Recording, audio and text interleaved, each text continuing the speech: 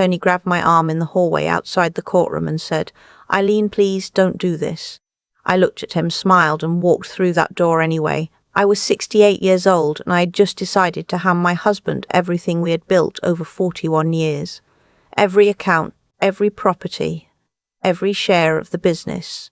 I signed it all over to him with a steady hand while he sat across the table, barely hiding his smirk. What he didn't know, what no one in that room knew except me, was that I had already won. But I'm getting ahead of myself. Let me go back to where this really started. My husband and I met in 1982 at a church potluck in Dayton, Ohio. I brought a green bean casserole. He brought a bottle of Pepsi and a smile that could light up a gymnasium. His name was Howard. Howard Gerald Pruitt. And for a very long time, I believed he was the best decision I ever made. We built everything together from scratch. In 1989, we opened a small bookkeeping and tax preparation office out of a strip mall on the east side of town. I did the client work. Howard handled sales and new accounts. We were a good team. By the time our daughter was in high school, we had expanded to 3 locations across 2 counties. We owned our home outright, had solid retirement accounts, and were the kind of couple people pointed to and said, "They make it look easy." It wasn't always easy, but it was ours. I retired from the business at 64. Howard said he would follow in a year or 2, once he found the right person to take over operations. That seemed reasonable to me, so I stepped back. I started spending my time gardening, visiting our grandchildren, and volunteering at the library on Tuesday mornings. I trusted Howard to handle the transition. That trust was the most expensive mistake of my life. 14 months after I retired, my daughter called me on a Tuesday afternoon. She had stopped by the office to drop off some paperwork and had run into a woman she didn't recognize. Young. Very young. Maybe 30, she said. Howard had introduced her as a business consultant. My daughter said the way he introduced her, something about how quickly he stepped between them, the way the woman didn't quite meet her eyes, had left her uneasy. I didn't want to hear it. I told my daughter she was imagining things. Howard and I had been married for 40 years. He coached Little League. He cried at our grandson's baptism. He was not that kind of man. But that Tuesday night I couldn't sleep. I lay in bed listening to him breathe, and I thought about all the late evenings over the past year. The conferences he'd mentioned that I'd never quite thought to look up. The cell phone he'd started keeping face down on every surface. The next morning I asked him directly. We were standing in the kitchen, and I had not even poured my coffee yet. I said, "Howard, is there something going on with that consultant at the office?" He didn't even flinch. He said, "What are you talking about?" "Our daughter came by yesterday." I know she did. She said there was a young woman there.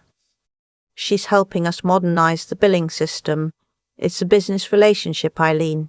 You've been out of the office for over a year. Things change. He poured his own coffee, picked up his keys, and left. Just like that. I stood in that kitchen for a long time. Over the following weeks, I started paying closer attention. I wasn't a woman who went through her husband's phone or followed him in her car. That wasn't who I was. But I did start listening and watching, and one evening in April when Howard thought I was asleep, I heard him on the back porch talking very quietly. I couldn't make out many words, but I heard him say her name, Vanessa. I went back to bed. I stared at the ceiling, and I made a decision that surprised even me. I was not going to cry.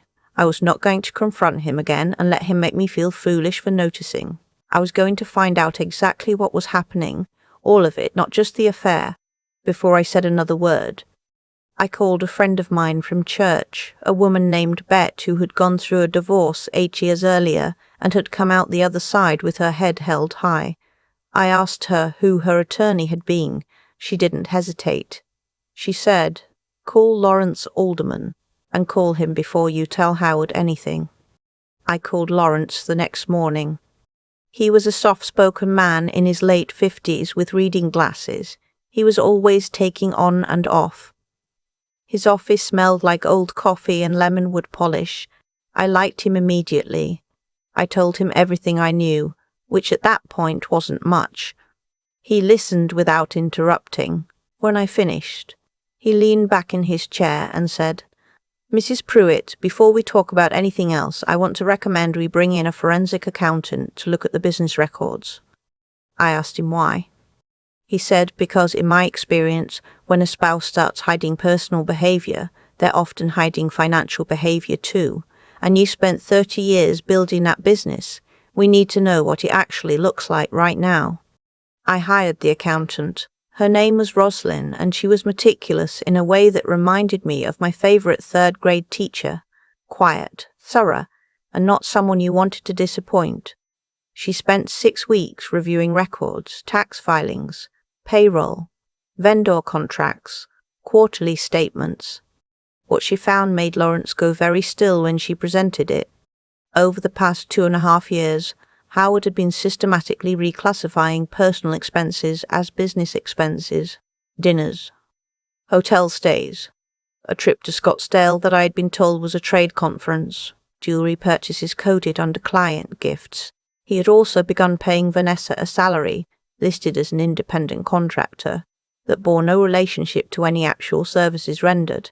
He was in effect draining the business to fund a second life, and because I had stepped away from operations, I had signed the most recent 2 years of joint tax returns without scrutinizing them the way I once would have, which meant my name was on filings that contained significant misrepresentations. Lawrence explained this to me very carefully. He said, "You didn't know. That matters.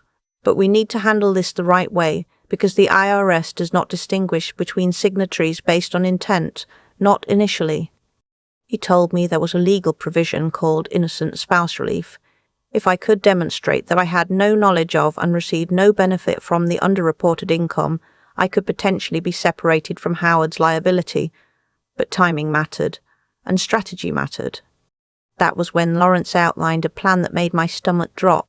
He said, "Here's what I want you to consider. Howard believes he has the upper hand. He controls the business records.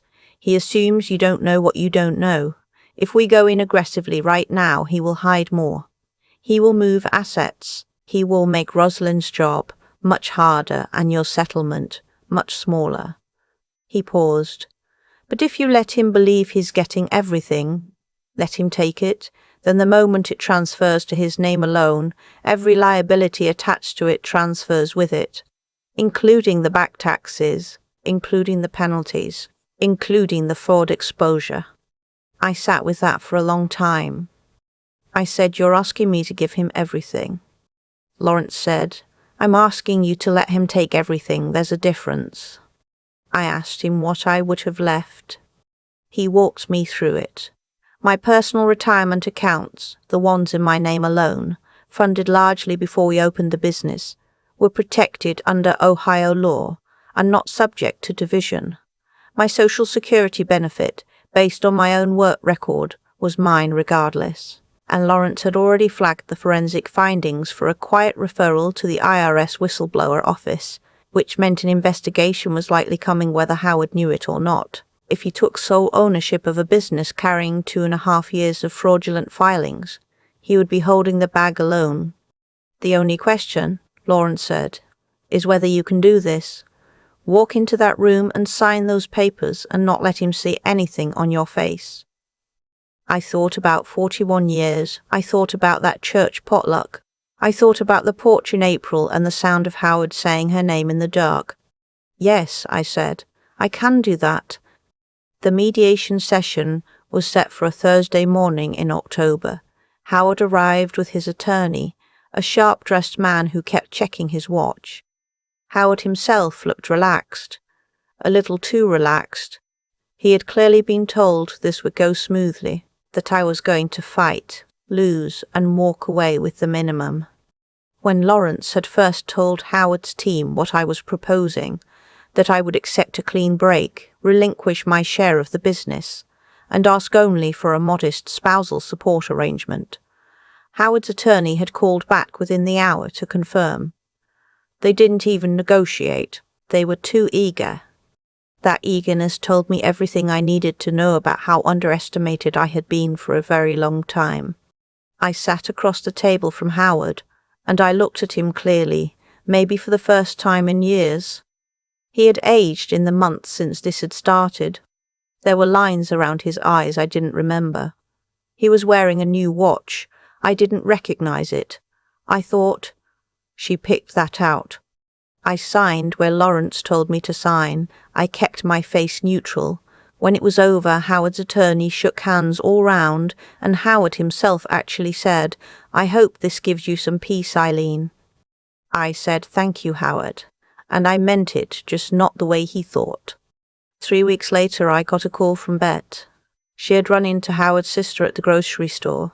The sister said Howard and Vanessa had moved in together, that they were talking about selling one of the office locations to free up capital. I listened and said, and after I hung up, I sat in my garden for a while and watched the last of the fall asters hold on against the cold. I didn't hear from Howard for almost 2 months. Then, on a Wednesday afternoon in January, my phone rang and it was him. His voice was different, tighter. He said he needed to talk to me about some paperwork that had come in. I said I wasn't sure what he was referring to and that he should contact Lawrence with any legal questions. He said, "This isn't a legal question, Eileen. This is the IRS." I let a moment of silence sit between us. He said, "They're asking you about the last 3 years of business filings. They want records going back to 2021. My accountant says there's going to be an audit." I said, "I'm sorry to hear that, Howard. That sounds very stressful." Another silence. He said, "Did you know about this?" And I said very calmly, "Howard, I've been out of the business for 4 years. I wouldn't know anything about current filings." He hung up. What followed over the next several months, Lawrence kept me informed of in careful, measured updates. The IRS audit expanded in scope. The forensic documentation Rosalind had compiled, which Lawrence's office had preserved meticulously, painted a clear picture of who had made the decisions and when. Howard had signed every vendor agreement with Vanessa's consulting firm. Howard had approved every reimbursement. Howard had filed every quarterly report after I left operations. My innocent spouse relief application, which Lawrence had filed immediately after the mediation, was accepted. I was formally separated from the liability. Howard was not.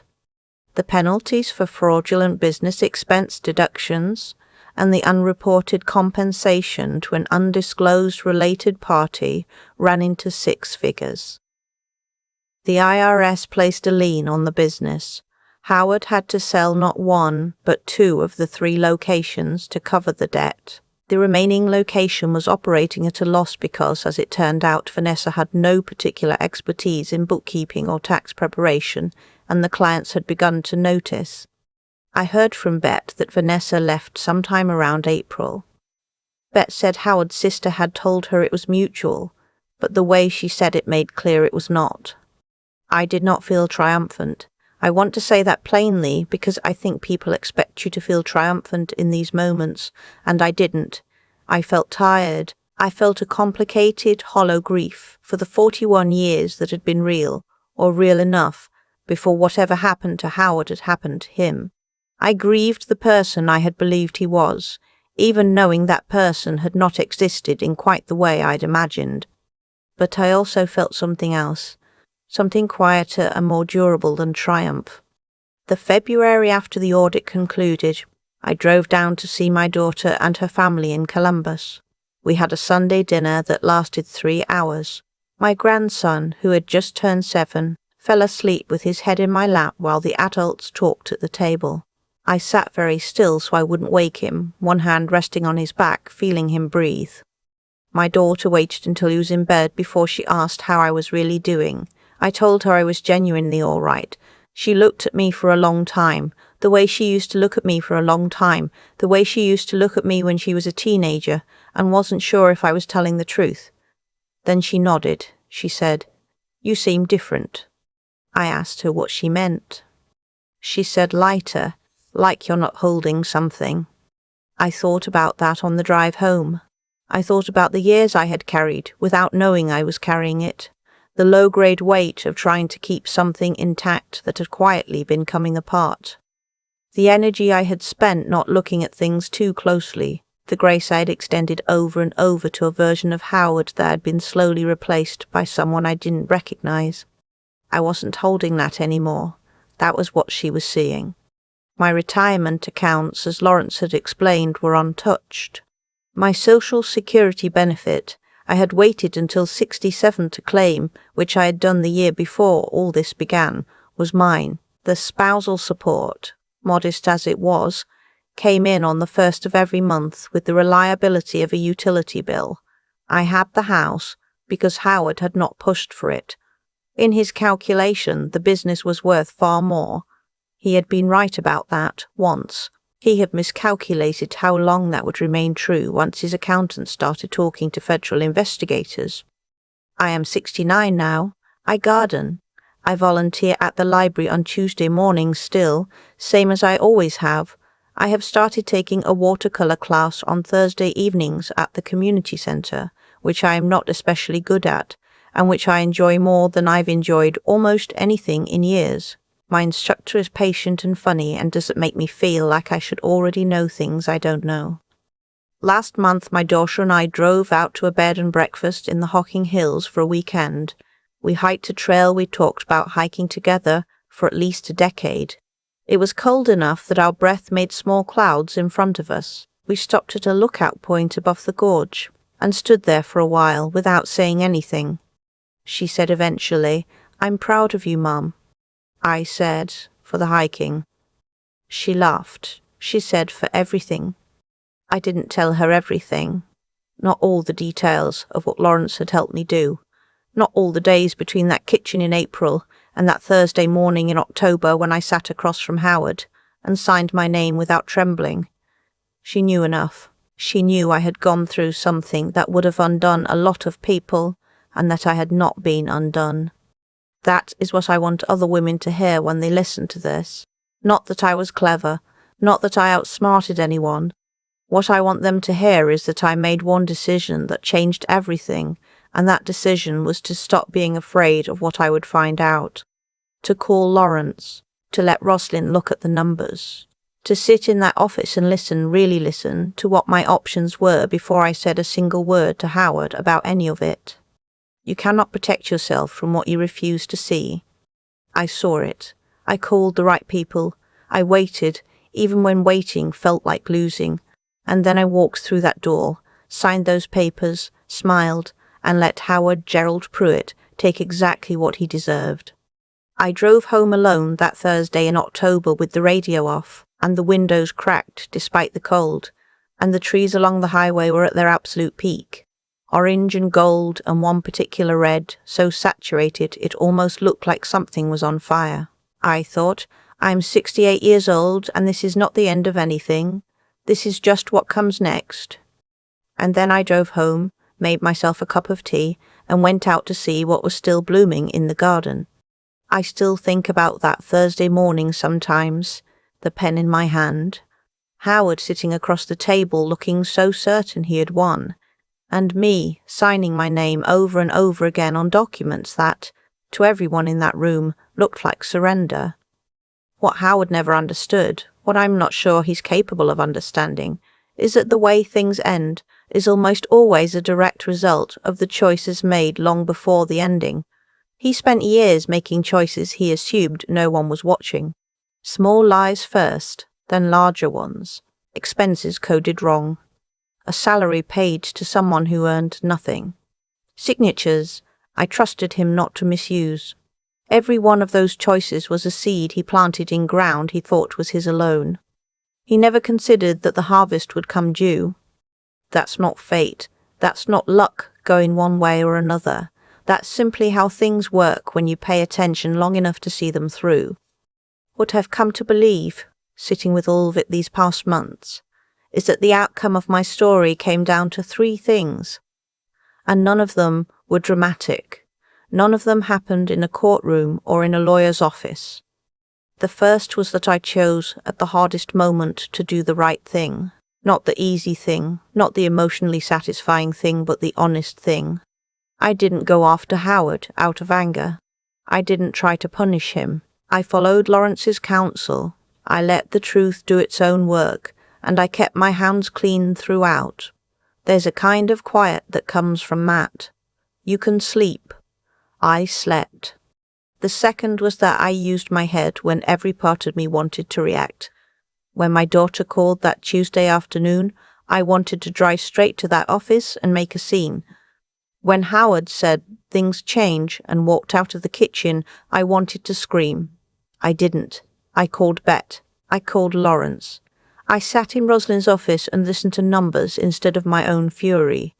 That restraint, choosing clarity over reaction, was the only real strategy I had. It turned out to be enough.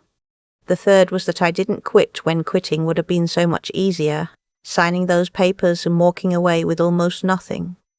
Trusting that Lawrence's plan would hold, waiting through months of silence while Howard moved on with his life and his new watch and his younger woman. That took something I didn't know I still had in me at 68. It took stubbornness, I suppose, a refusal to accept that the story was over just because someone else had decided it was. I'm not telling you this because I think I'm exceptional. I'm telling you this because I was, for a very long time, someone who made herself small, so a marriage could feel large. And when that marriage turned out to be something other than what I believed it was, I had a choice about who I would be on the other side of it. I chose to be someone who paid attention, someone who thought clearly, someone who held on. The garden is coming back this spring. The asters I thought the frost had finished turned out to be hardier than they looked. They usually are,